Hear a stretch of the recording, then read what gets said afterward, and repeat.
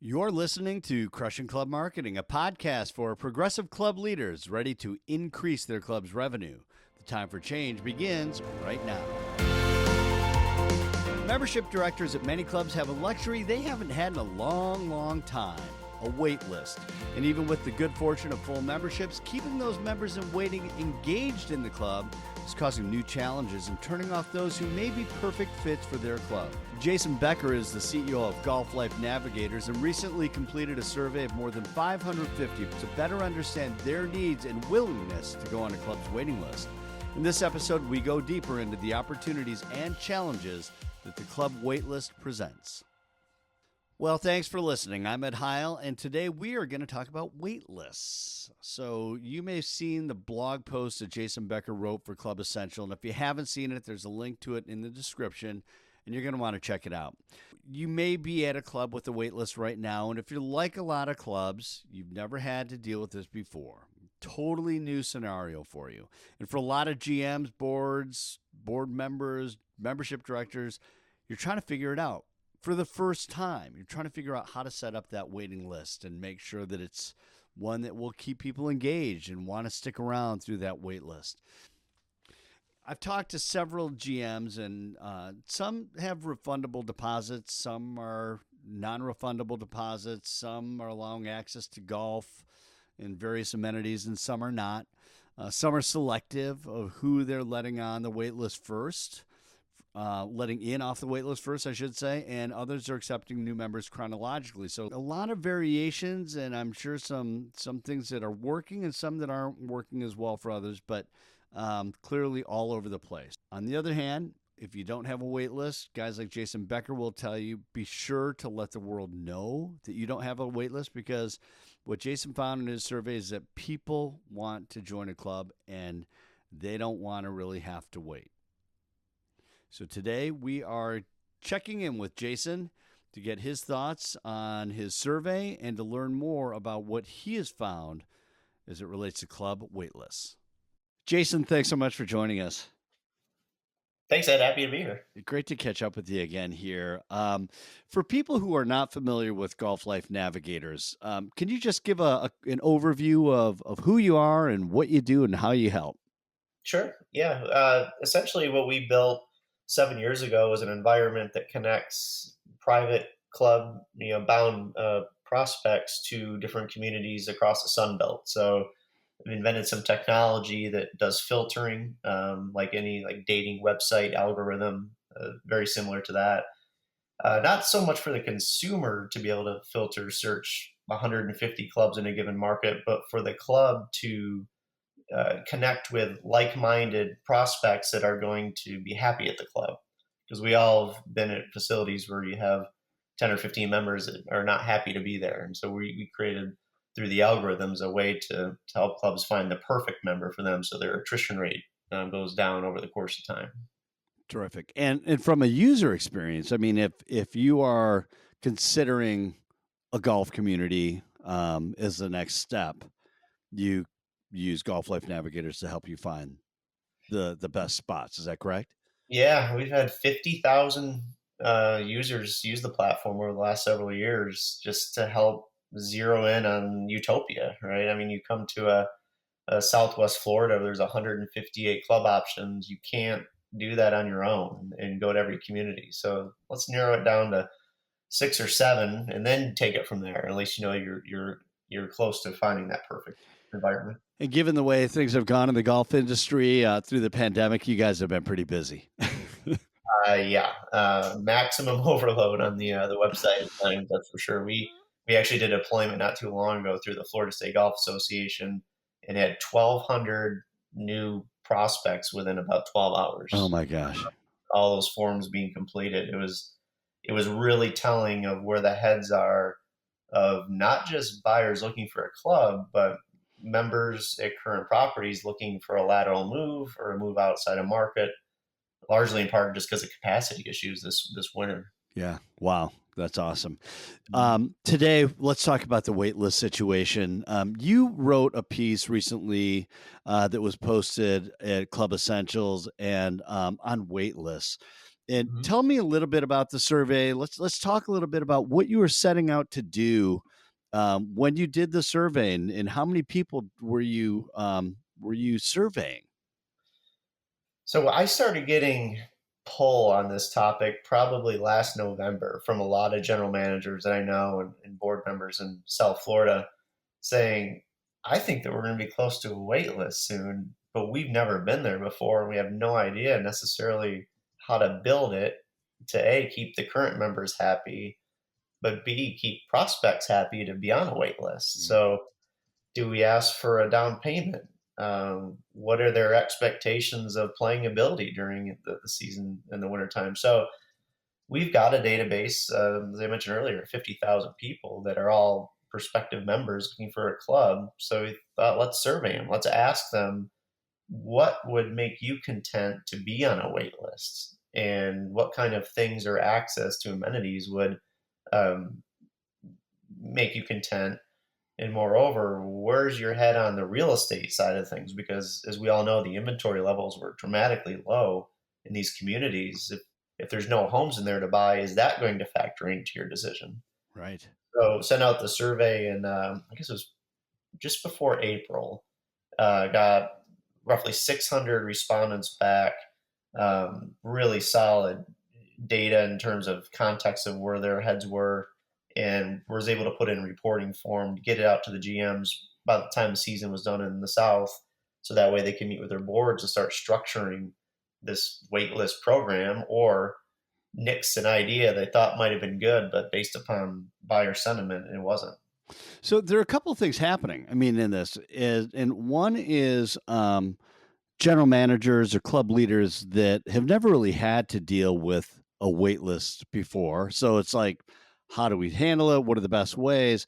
But it also, and especially in reading your piece, I mean, there's a competitive nature of it, right? It's like you could have multiple clubs in a market with a wait list, but what are they offering, and how does that balance against their initiation fee? And some of the numbers that you found were um, pretty surprising, or maybe not surprising as much as just I don't know. I mean, I thought it's just great information. Like I thought one of the things was around the amenities that are most important for people who are waitlisted, for example. I mean, some of that data was terrific.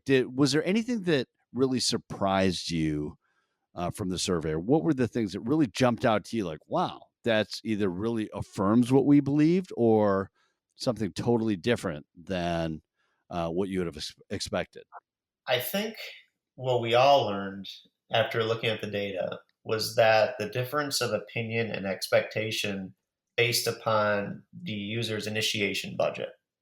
So the prospective members that had budgets of $10,000 to $25,000 for a club, $7,000 annual in dues, their expectations of access to the club were tremendously different than the more affluent folks that had $100,000 plus How budgets. so? So the it seemed like that the folks with the higher budgets were a little bit more um, understanding that they've got to wait, and they're understanding that, okay, I'm only going to be able to play golf 4 times during a given month during the season while I'm on a wait list. I'm more understanding that I've got to write a check for 50% down to hold my spot. Mhm. The folks on the other end of the spectrum were not as understanding and a little bit more anxious. They've worked their whole lives for this moment. They got cash in hand, willing to even probably pay a premium, but they wanted immediate access and didn't want to wait 2 to 3 years, which a lot of clubs were starting to project, because it wasn't so much the influx of buyers wanting private golf, it was also a decrease in attrition. People weren't leaving. Mhm. And so it was a perfect storm for the private club world of, okay, we thought we were going to have 30 members leave this year, but now we only have 15. So the wait list is going to be even longer now to get in. How much of that is exclusivity? You know, I mean, people when you're paying $75,000 to join a club, you know you're joining, or you may feel like you're joining a more exclusive group? I mean, as I'm saying it, I'm like, well, does that really make sense? But in your opinion, does that come into play with the people that are more understanding at that higher entry point?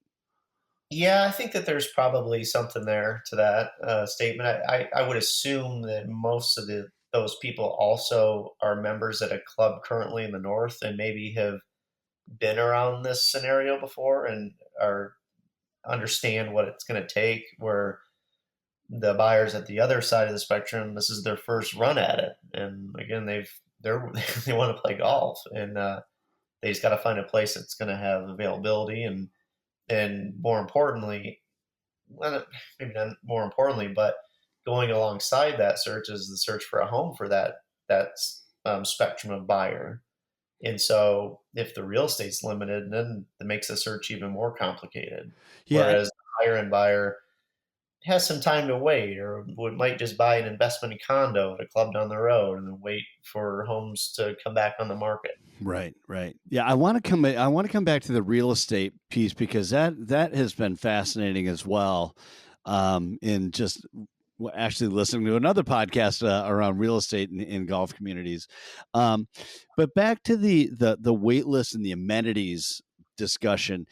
Um, and I don't know how much you talk to your clients about this in the past, but um, this idea of offering access or more access to clubs, has that always been part of the wait list, you know, arrangement, or is that something that, with this need to try to hang on to as many prospects as possible, is that something that's just really evolved over the last couple of years? I mean, from what you understand.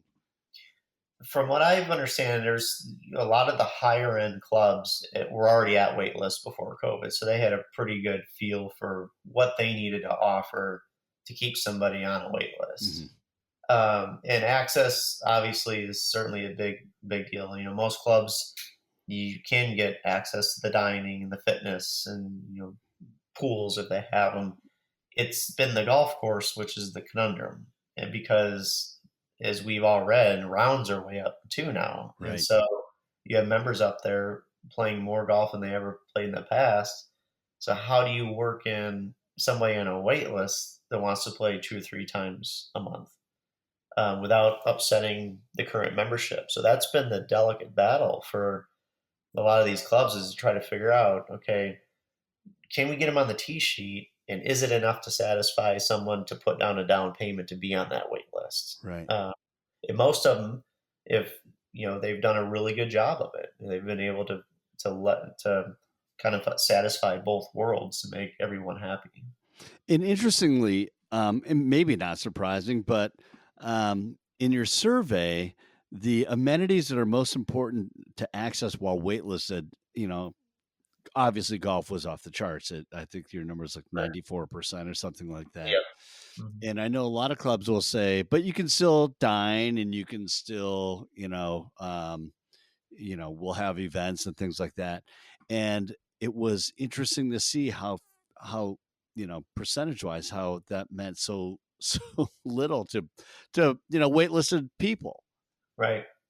Yeah. I mean, uh, it's certainly golf is obviously the driver there, and I think that at the end of the day, it comes down to, if I'm going to write a check for 25,000 to go on a wait list, I better be able to play golf, and the dining and whatever else, what other amenities I can get that elsewhere. And So are you seeing out there, Jason, more what in your estimation, what percentage of clubs are have a refundable, or is it refundable versus non-refundable deposit? most of them anymore, Ed, are non-refundable, Yeah.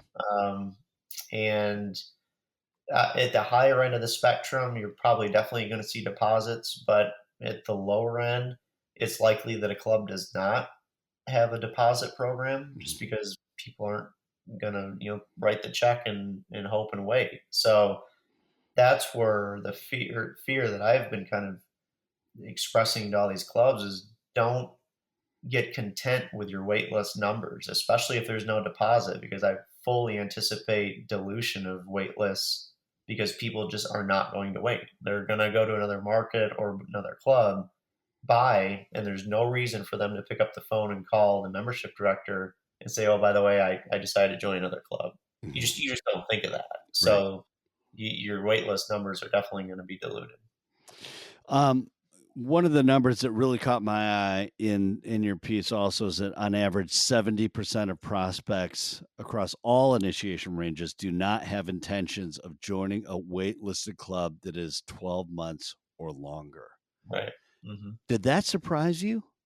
It did, yeah. It should obviously strike fear in any club that's kind of content on their wait list, because if the prospect pool is thinking that way, and it's likely that it's at least 12 months for clubs because of Right. the decrease in attrition rate over the last year. Then what does that mean for 2023 and 24? And how do I still engage with these buyers? Or worse yet, if there's an economic disturbance and the pool shrinks, how am I going to get to them? And do I have them in my pipeline? Right. So, um, yeah, it doesn't surprise me. I feel for consumers every day that we talk to, they have money. They just want to find a club and a home, but there's nothing to buy. Right. And you feel for them. They work their whole lives for this moment, and they're looking at other markets, deciding to wait it out, or settling for maybe a smaller home or a club that wasn't necessarily on the radar, but they just want to play golf. How are those numbers different for golf communities versus just standalone private clubs, or did they look pretty similar? Before COVID, they were pretty similar. So you had about 49% of people that used our platform that said they did not want to live in a gated golf community, which was Hmm. another conversation and topic. But now, today, that number is down to about 27%. So 73% of people are saying, no, I want to be in a golf community now. That's what COVID did to the perception of buyers because of the controlled environment, the socialization and activity opportunities. So yeah, the gated golf communities, they have a premium, especially those members or residents who are sitting in a golf home are selling it and making a really good premium. So Yeah, so let's talk about that. And you started going there a minute ago, but the complexities that golf communities have with limited inventory for homes. I mean, the other thing, right, that's just been out of control is the housing market. Um, mhm. and um, and so, depending on where you're looking, you have to be members of the club to live in the community, or I mean, let's just kind of help our listeners understand what you're seeing or some of the trends you're seeing and the challenges for the private clubs within those golf communities. Yeah, man, I've been kind of screaming about this for the last several years, is that clubs needed to have more, not control, but just a better pulse on the real estate sales that are going on within the gates of the communities. So many clubs were not really following that too closely. A lot of it was member ran. You had Mrs. Smith, who was a real estate agent, and she was selling, or you had people coming in and out, agents selling. And so the capture rate numbers got all out of whack for a lot of clubs, meaning it was declining. Only 46% of our residents were full golf members. Right. As that number declines, that creates a lot of issues for the club financially. So, luckily, if there's one positive thing that came out of the mad rush here, is that people wanted to be in these communities, so capture rate is going up. So that should help the communities that were going down a bad path. The problem is they still don't necessarily have control of that in terms of direct communication with the agents who are selling in there. And are we able as a club to bring that in house, meaning open a brokerage or rent out an office space to a local agent who pays us rent monthly, just Hmm. so we have it internal, Hmm. kind of control, not necessarily control who's buying in there, but just know who's buying in there. Hmm. Um, because it's such a these golf homes are selling sight unseen. We have agents in our platform that are selling things on FaceTime. Oh People my are not gosh. even year. They're just looking at it. So they're definitely in that. Frankly, we do not see that slowing down at all. No, not golf community home sales. Interesting. I Mhm. mean, even in a downturn, I mean, is their backlog so strong right now from what you've seen that this is going to just last for a while? I think so. I really do. I think that there's such a demand. I'm speaking more specifically like Sun Belt markets, Mhm. like Palm Springs or Scottsdale, Hilton Head, from markets all over the world, feeder systems that the demand is going to be strong. And you've got people that have been bitten by the bug of golf and really enjoyed it. Mhm.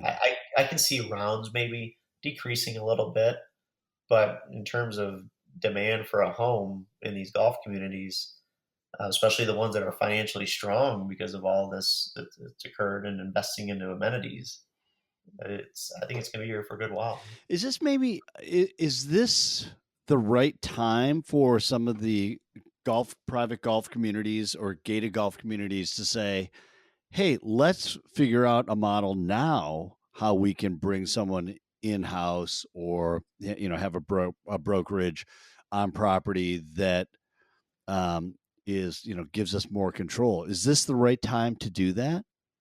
Yeah, I think it is. The hurdles that most clubs are up against out of the gate is when Mrs. Smith finds out that you're going to do that, Right. and she's not going to be happy. Yeah. That's her territory. So you got to get past those realtors that are in the neighborhood and who are members who are making all the sales. Right. I've seen clubs do it. Wycliffe over in the other Palm Beach County, Rob did a fantastic job. Rob Martin, the general manager, and he'll tell you he was nervous hitting the send button on that email out to the membership that the club was going to go in this direction, but received more accolades for it than he did negative feedback. Interesting. Um, Yeah. because the members that as a whole knew that was the right thing to do, that we needed to have some sort of management over this process to make sure that we're getting not necessarily the right member in here, but we're at least controlling the message that random agents might have who are leaving and entering the property. Right. So maybe Mrs. Smith isn't that scary after all. No, at the end of the day, that's basically what it comes down to. Is, and the clubs have never really been, for the most part, in the real estate business, so it's just something that never needed to be done. Right. Uh, but the opportunity now, especially with inventory levels low, and you can go to the membership and say, if you're going to sell, please stop in and talk to our partners, Sotheby's here in the clubhouse Right. first. Yeah, I Um, mean, like a lot of things. I mean, selfishly, like us for marketing, it's one of those things where it's an opportunity to do some of the things that you couldn't do when your revenue was tighter or when you were playing a little bit more scared. And now, and not to say people should be foolish, but if it gives you the ability to build things and do things that you haven't done in the past for financial reasons, maybe now's the time. I agree 100%, and we all know that the market value of homes in these communities is affected by the investments into the club's amenities. And it just is. Club benchmarking has plenty of data on that. So use that to your marketing advantage. That hey, we're not just sell golf memberships, but we can help kind of paint the picture of the kind of home and lifestyle that you're going to have here as well. Right. All right, let's switch to some help for you've got a well, let's start with this. Let's start with the private clubs that don't have a wait list right now, or yet, or or may not. In this type of a market with so much competition and wait lists at some of the clubs, what's your recommendation for those that don't have a wait list? Absolutely 100% tout the fact that you don't have a wait list and you have tea time availability, because that's been the biggest negative, um, uh, I, I guess, deal for people, especially this winter, that were looking for a club to buy, or you had members at a club that couldn't get on the golf course as much as they wanted to, and were like, well, I'm going to sell and I'm going to go to another club where they might have availability. because they're 20 away from cap. Hmm. So I would absolutely start marketing the fact that you have availability. And so how do you balance that with the club that's like, well, I don't want people to think that we're not a good club because we don't have a wait list. I mean, um, and even so, it's like, how do we go out and tell people like, hey, join here? We don't have a wait list. Um, but that's kind of what you're saying to do, right? Yeah, I mean, there's probably some, and you're better at this than I am, some clever marketing tactics to take and to tell that story. But you know, a lot of it just comes down to it could be a club that just does not have or has had the marketing engine that the bigger clubs do in terms of Google and SEO and running ads and links magazine. So Yeah. it could be as simple as that. Yeah, it's interesting you say that, and one of the things that we have done and have seen, especially in leaner times, is Facebook ads. But they're not necessarily, and you can hyper target those, but in a way where it's not saying, "Hey, we want new members," but you know, learn more about private club lifestyle or whatever that is, and find ways. But yeah, it's interesting. Yeah, The and I definitely would tackle my local market for members looking to make lateral moves. I don't think that Interesting would come across as being abrasive to the local golf community at all. I mean, club, subtlety, yeah, I mean, right? clubs could be at overcapacity, and so and there's a lot of them out there that probably wouldn't go on the record to say it, but would love to lower their cap 20 or 30 Right. just to take some of the pressure off the Yeah, rounds. yeah, for sure. Interesting. Um, Yeah. so for clubs that are new to the wait list idea and there's that may be struggling with finding the right balance, and is it refundable? Is it non-refundable? What amenities should I offer to people on the wait list? Should I offer amenities? What's your recommendation if you were talking to a room full of GMs with this question? What would you tell them based upon what you know? I think it would definitely be dependent on the financial structure of the club in terms of initiation range, because buyers at different levels, like we chatted about earlier, have different expectations. So, and you have access to that data. We can send it to your listeners if they want to see it. But if I'm the middle range club, I'm at a wait list and I want to grow at 20 or 30 and I want to keep prospects there, I would have some sort of down payment or at least refundable spot to hold your position, is then that person is going to call you and let you know that they joined another club, and at Mhm, least uh, just have that those dollars sit in escrow or whatever. mhm, But playing ability of the golf course, if you can get those waitlisted members out with the leagues somehow, so maybe they can't bring guests, but they can at least go out with the men's or the ladies league mhm. a couple days a week. That's big, not only for that to satisfy the demand of that golfer, but now they're building friendships, Right. or the league is gaining a new member. So when it does come time for that prospect to pull the trigger and go all in, chances are they're going to do that because of all the friends they just made. Right. How about some of the other amenities? I mean, based upon the survey results where you were showing things like, fairly low percentages for people, as far as an amenity being invited to member events and parties. Is that something that you would even, I mean, do you throw that in as part of the benefits of being on the wait list, or is it just almost a non factor? I think it depends on the environment of the community. If golf is the central point, then it's probably not a big deal. But if it's a big outfit with numerous amenities, I think you almost have to have some sort of access, because even if 20% of buyers say that having access to the practice range is important to them, Mm, um, you don't want to lose 20% of the market, right? So right. I mean, it adds up. So can you sustain that even if it's specific times a day to use the fitness center or the dining operation or practice facility or whatnot? I think that any club could probably figure out a creative way to at least settle that demand. Right. Right. I mean, it doesn't hurt, right? It's not like, if you add No. these things, it's going to deter anyone from that. You think about golf availability and inventory of tee times and things like that. It just reminds me of the Golf Now model, almost like, hey, if you're a club, look at your tee sheet. Well, when are you usually soft and offer that, once a month or something like that, just so people have that opportunity as well. Right, right. Yeah, I mean, anything to have and to have it all laid out, so there's no, gray area. Okay, this is Right. what I get as a waitlisted member, and maybe it's tiered. I've seen that at clubs too. That okay, you're entry level waitlisted, you get access to these amenities, but then when you hit tier two, meaning you're closer, now these doors of amenities you get access to, and Mhm. you kind of create this excitement about finally getting to be a full golf member. Right.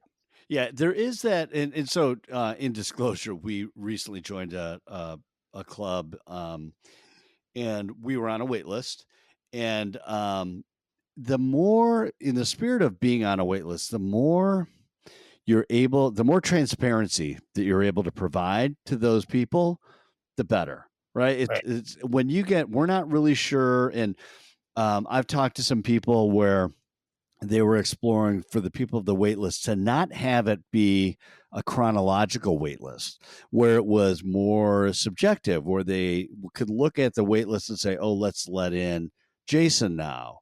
And let's, Hmm. and some of those things, I'd love your perspective on it, but from my perspective, I think, boy, you're going to start going down a very slippery slope and potentially developing a reputation in the market for how you are bringing new members in your club. Absolutely. Yeah, I agree with you 100% there. I mean, you want to be just as transparent, as crystal clear as possible of what the expectation is. I don't care if you're putting $1,000 down or 20,000 towards your spot. You're giving something, and so you should be getting something in return Right. without question. So, what do you think is going to happen? I mean, both in the private golf communities and the standalone private clubs. We're riding a great wave in the private golf industry right now, where demand is up, real estate's up. Um, I think that we all recognize that it's a cyclical business, like a lot of others. What do you think?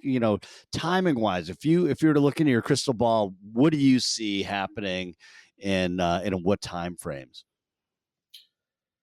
I mean, I definitely just don't see any slowing down of the demand, especially from someone from the north taking the perspective of moving to maybe a tax friendly state. There's all kinds of different motivations of why people are looking at these golf communities outside of just the golf lifestyle. So you have that strong push.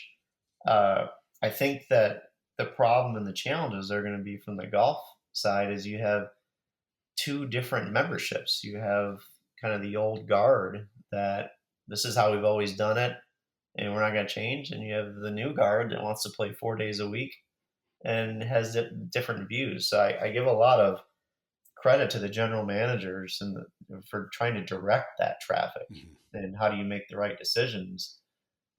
Capacity is going to be an issue, and the National Golf Foundation agrees in their recent report that capacity and tee time availability is showing no signs of slowing down anytime soon. Mhm. So, how do you balance that with waitlisted numbers? And I think that every club just has to sit down and really think through because of their own specific dynamics of how they can do it. And, when they make a plan or a blueprint, just stick with it, and try not to change if possible, because that's when you're going to create the angst from those on the wait list. Mhm.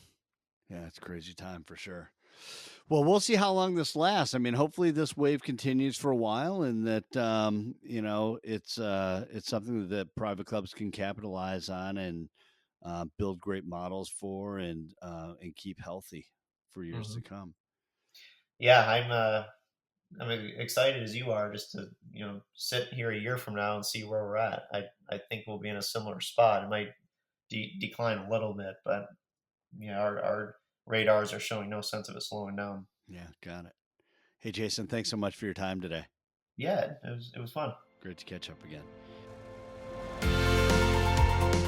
Thanks again to Jason Becker, CEO of Golf Life Navigators, and thank you for listening. Be sure to subscribe to Crushing Club Marketing on your favorite podcast platform, and be sure to also check out our Crushing Club Marketing blog hosted at storytellermn.com.